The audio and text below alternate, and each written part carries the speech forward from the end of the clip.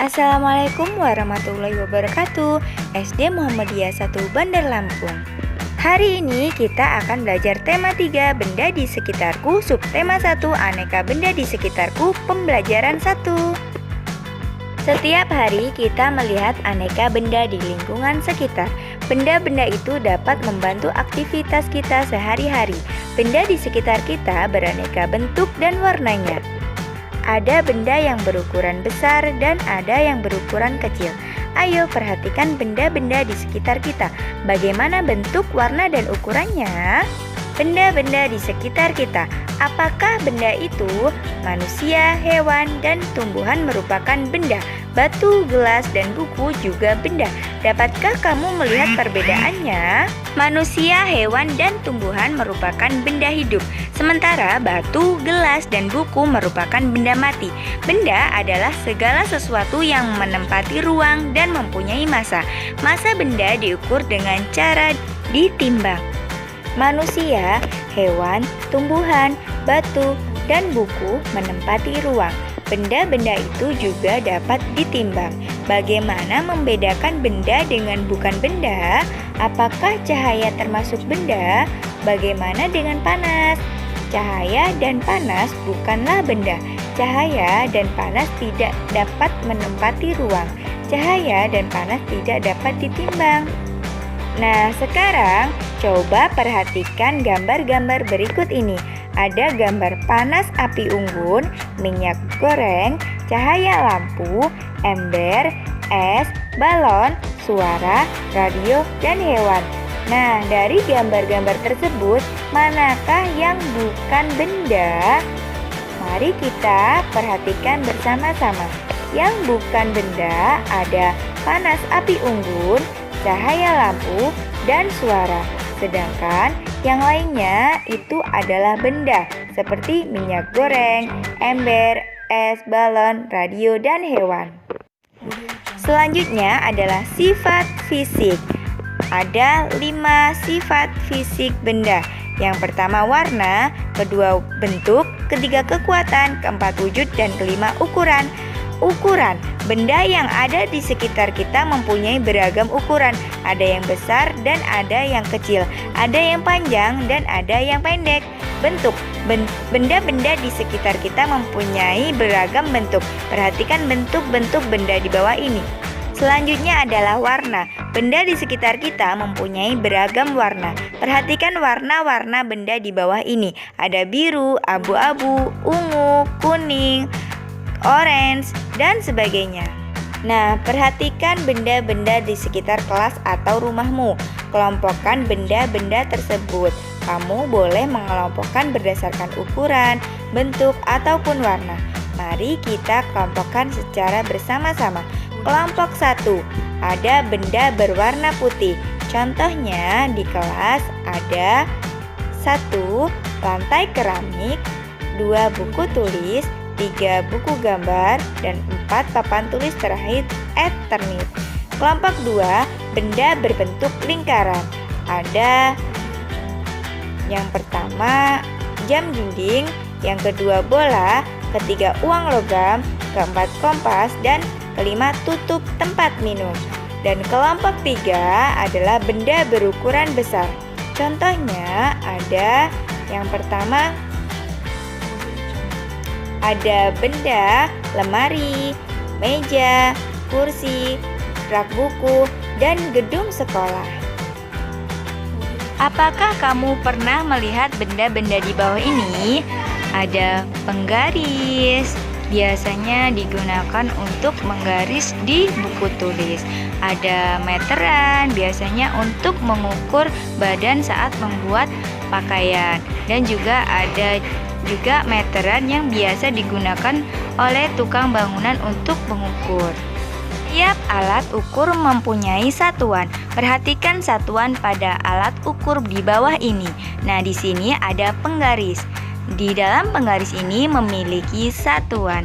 Satuan di penggaris ini adalah sentimeter yang terletak pada pojok kanan atas. Sentimeter disingkat dengan cm.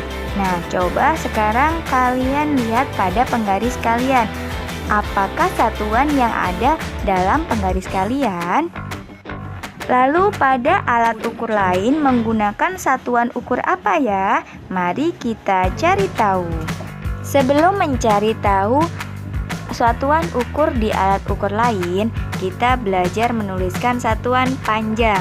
Perhatikan tanda satuan panjang di bawah ini. Di sini ada km, kilometer, hm, hektometer, dam, dekameter, m, meter, dm, desimeter, cm, sentimeter, dan mm, milimeter. Nah, untuk menghafal satuan panjang, anak-anak bisa menggunakan lagu. Ibu contohkan ya. Kilo, hekto, deka, dan meter, desi, senti, dan mili. Terhafal diulang berkali-kali ya nak. Agar kita lebih paham, mari kita menentukan hasil pengukuran pada gambar benda-benda di bawah ini. Perhatikan contoh berikut ini. Ibu memiliki sebuah penghapus yang ibu letakkan di atas penggaris. Di sini perhatikan, pada ujung kiri terletak pada 0. Kemudian kita lihat pada ujung kanannya terletak pada garis berapa? Angka 3. Berarti panjang penghapus ibu adalah 3 cm. Selanjutnya, ibu memiliki krayon berwarna hijau. Kita lihat pada ujung kirinya terletak pada angka 0. Kemudian pada ujung kanannya terletak pada angka 7. Arti krayon ibu panjangnya adalah 7 cm. Ya, dapat dibuat dari bermacam-macam bahan. Ada benda yang terbuat dari batu, kayu, besi, kaca, plastik, dan lainnya. Setiap benda dapat menghasilkan bunyi yang khas jika diketuk. Benda-benda tersebut menghasilkan bunyi yang berbeda. Ayo kita dengarkan bunyi-bunyian dari berbagai alat musik ritmis. Apa itu alat musik ritmis, Bu? Mari kita bahas bersama. Alat musik ritmis adalah alat musik yang tidak bernada, namun dapat menghasilkan irama lagu. Ada berbagai macam alat musik ritmis. Berikut ini beberapa contoh alat musik ritmis. Ada kendang, ada tamborin, ada triangle, dan alat musik yang lainnya. Selain menggunakan alat musik, kita dapat menggunakan tepukan tangan untuk mengiringi lagu. Tepukan tangan juga termasuk ritmis karena dia tidak menggunakan melodi seperti do, re, mi, fa, sol, la, si, do. Nah, biasanya alat musik yang menggunakan melodi seperti gitar, piano itu termasuk alat musik melodis, bukan ritmis. Sedangkan alat musik ritmis tidak menggunakan melodi. Alat musik ritmis biasanya dimainkan dengan cara dipukul. Mari kita berlatih membuat pola irama lagu. Caranya dengan menggunakan alat musik ritmis ataupun tepukan tangan. Berlatihlah memukul pola ketukan berirama menggunakan simbol berikut. Apabila ibu guru atau bunda mengangkat 5 jari, artinya ketukan kuat atau disimbolkan dengan huruf K.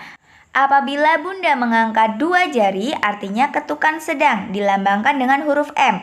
Apabila bunda mengangkat 1 jari, artinya ketukan lemah, dilambangkan dengan huruf L. Ikutilah pola irama berikut ini.